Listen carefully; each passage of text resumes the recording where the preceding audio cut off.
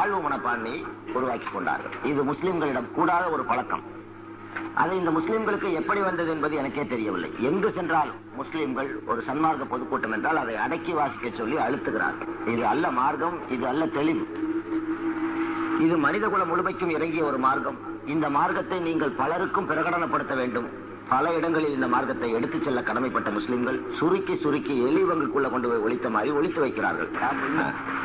அப்படி இந்த முஸ்லிம்கள் பயந்து வாழ்கிறார். எந்த ஊருக்கு போனாலும், அது மிகப்பெரிய ஊராக இருக்கிற கீழக்கரைக்கு போனாலும் சரி, மிக சொற்பமாக வாழ்கிற கூர்க்கு போன்ற பிரதேசங்களில் நேபாளத்தில் உள்ள 10-15 குடும்பங்கள் உள்ள முஸ்லிம்களாக இருந்தாலும் ஒரு பீதி உணர்வோடு வாழ்கிறார்கள். இது கடந்த 50 ஆண்டு காலத்தில் ஏற்பட்ட ஒரு மனநோய். இந்த மனநோய்க்கு தீர்வு என்ன? மார்க்கத்தில் தெளிவின்மை. மார்க்கம் உங்களுக்கு எதை சொல்லி இருக்கிறது? ஒரு கோழை, ஒரு ஊதாரி, ஒரு உலோபி சொர்க்கம் போக மாட்டான். இது குர்ஆனின் தெளிவான தீர்வு. அவர்கள் மார்க்கத்தின் அணுகுமுறை, இவர்களுடைய அணுகுமுறை தவறான அணுகுமுறை. அதை ஆலிம் உலமா பெருமக்கள் எடுத்துச் சொல்லுகிற விதத்தில் அவர்கள் எடுத்துச் சொல்லி இருக்க வேண்டும். ஆனால் எல்லா வகையிலும் மார்க்கத்தை இன்று யாராவது பேசிக் கொண்டிருக்கிறார்கள் என்றால் அது ஆலிம்கள் தான்.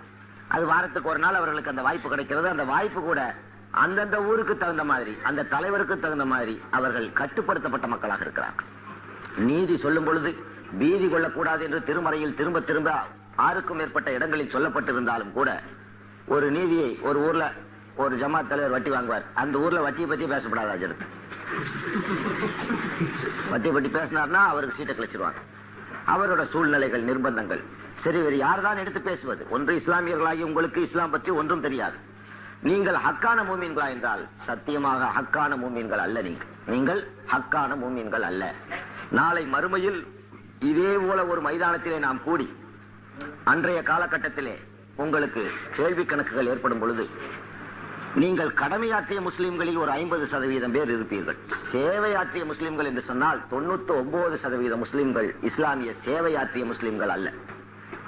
யாராவது இந்த இஸ்லாத்துக்காக சேவை செய்த இஸ்லாமியர்கள் உண்டா இந்த இந்திய நாட்டில் அல்லது உங்க ஊர்ல? எனக்கு தெரிய இந்த இந்திய துணை கண்டத்தில் இல்ல, ஆசியா கண்டத்திலே கிடையாது. ஆசியா கண்டத்திலே கூட கிடையாது. ஏதோ சவுத் ஆப்பிரிக்கால கொஞ்சம் பேர் இந்த சேவை செய்து நீக்ரோக்களை இஸ்லாமாக்குகிறார்கள். சில பேர் தௌஹீத் வேலைகளை செய்து கொண்டிருக்கிறார்கள். இங்கே உங்க ஊர்ல, உங்க நாட்டுல, நீங்க வாழுகிற சுற்றுப்புறத்துல ஏதாவது இஸ்லாமிய சேவையாற்றக்கூடிய மக்கள் உண்டா? கிடையாது. ஒரு நபர் கிடையாது. உங்களை வளப்படுத்த நீங்கள் எடுத்துக்கொண்ட நேரங்கள், உங்கள் குடும்பத்தாரின் வசதிகளை பெருக்கிக் கொள்ள நீங்கள் எடுத்துக்கொண்ட நேரங்கள், உங்களை அலங்காரப்படுத்த உங்கள் மனைவி மக்களின் சொத்து சுகங்களை சேர்க்க நீங்கள் எடுத்துக்கொண்ட நேரங்களை விட இஸ்லாத்துக்கு நீங்கள் ஆற்றிய சேவை என்பது ஒரு துளி அளவு கூட இல்லை சகோதரர்களே. இந்த கணக்கோடு நீங்கள் அங்கு வர முடியாது. உங்கள் குடும்பத்துக்கு உழைத்த கணக்கோடு நீங்கள் அங்கு கியாமத்துக்கு வர முடியாது. அந்த மறுமையில் உங்களுக்கு சரியான தீர்வும் கிடைக்காது. அது தீர்ப்பல்ல. இதெல்லாம் கடமைகள். 5 நேரம் தொழுகிறான், ஜக்காத்து கொடுக்கறான், நோன்பு வைக்கிறான். இதெல்லாம் அல்லாஹ்வுக்கு ஆற்றிய கடமைகள், டியூட்டிஸ். அல்லாஹ்வுக்கு ஆற்றிய சேவைகள் என்ன? Service your Lord. என்ன சர்வீஸ் செய்தீர்கள், என்ன சேவை செய்தீர்கள்? இந்த மார்க்கத்திற்காக துரும்பை தூக்கி போட்டவர்கள் இந்த தமிழகத்தில் உண்டா? 1.5 கோடி முஸ்லிம்களில் துரும்பை தூக்கி போட்டவர்கள். இந்த மார்க்கத்தின் மானம் காக்க, மார்க்கத்தின் மகிமை பெருக, அல்லது இந்த மார்க்கத்தின் அணுகுமுறைகளை அடுத்தவனுக்கு சொல்லி இழுக்க உங்களுக்கு யாருக்காவது ஒருவருக்கு எங்காவது எப்பவாவது அந்த நினைவு வந்ததா சகோதரர்களை? நினைவு வந்திருந்தால் அந்த நிய்யத்துக்கே அல்லாஹ் சவாபு கொடுத்திருப்பானே. அந்த நினைவே கிடையாது. இந்த முஸ்லிம்கள் ஏதாவது விழுந்து நடந்தா போதும்னா 5 நேரம் பள்ளியாசலுக்கு அப்படி தாடி தொப்பி வச்சுட்டு போய் அல்லாஹ் மஷல்லியல்லாம் அப்படி நடிச்சுக்கிட்டு தெரிகிறானே ஒழிய ஹக்கான மூமின்கள் அல்ல. ஹக்கான மூமின்கள் அல்ல. நீங்கள் செய்வது முனாஃபிக்தனமான ஒரு கோரிக்கை. சொல்லால், செயலால், நாவால், அகத்தால், புறத்தால் அல்லாஹ்வை சார்ந்து நின்றீர்களா? நின்றிருந்தால் அச்சம் உங்கள் நெஞ்சிலே இருக்குமா? நீங்கள் சிறுபான்மைகள் என்று உங்களை மூளைச்சலவைக்கு ஆளாக்கினார்கள் அரசாங்கமும் வெகுஜன தொடர்பு சாதனங்களுமான மாஸ் மீடியாக்களும். நீங்கள் சிறுபான்மைகளா? சிறுபான்மை என்று சொன்னால் காஃபிர் ஆகி விடுகிறோம். குர்ஆனுக்கு முரணான வார்த்தை சொன்னால் காஃபிர் ஆகி விடுகிறோம். நாம் சிறுபான்மைகளா? நாம் சிறுபான்மை அல்ல. அல்லாஹ் திருமறையில் என்ன சொல்லுகிறான்? நீங்கள் 20 பேர் 200 பேருக்கு சமம் என்று சொல்லுகிறான். 200 பேருக்கு சமமான 20 பேர் 200 பேருக்கு என்றால் ஒரு நபர் 10 நபருக்கு சமமான ஆற்றல் உள்ள முஸ்லிம்கள். நீங்கள் அல்லாஹ் வாக்கை மீறி உங்களுக்கு அதில் நம்பிக்கை இல்லை.